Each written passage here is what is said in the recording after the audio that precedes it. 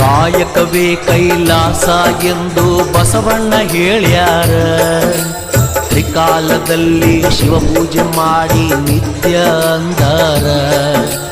ಭಕ್ತವತ್ಸಲ ಭಗವಂತ ಮೈ ತುಂಬ ಭಸ್ಮ ಹಚ್ಚಕೊಂಡ, ಆಯಾ ಕಾಲಕ್ಕ ಹುಟ್ಟಿ ಬರ್ತಾನ ಹೊಸ ರೂಪ ಹೊತ್ತುಕೊಂಡ. ಭಕ್ತಿಲೆ ದುಡಿದರೆ ಬಂಗಾರ ಕಣ ಇರ್ತಾನ ಕೈ ಹಿಡ್ಕೊಂಡ. ಸಂಗಮ ದೇವನ ಮಹಿಮೆ ಏನಂತ ಹೇಳಲಿ ತಿಳ್ಕಂಡ, ಏನಂತ ಹೇಳಲಿ ತಿಳ್ಕಂಡ. ಮೂರು ಬಟ್ಟ ವಿಭೂತಿ ಒಳಗ ಸಂಗಯ್ಯ ಇರ್ತಾನ. ಹಣಿಮ್ಯಾಗ ಹಚ್ಚಿದ ವಿಭೂತಿ ಬೆಳಕಲ್ಲಿ ಪರಶಿವ ಕಾಣ್ತಾನ. ಬಸವಣ್ಣ ಕೈ ಮಾಡಿ ಕರಿತಾನ, ಬಸವಣ್ಣ ಕೈ ಮಾಡಿ ಕರಿತಾನ.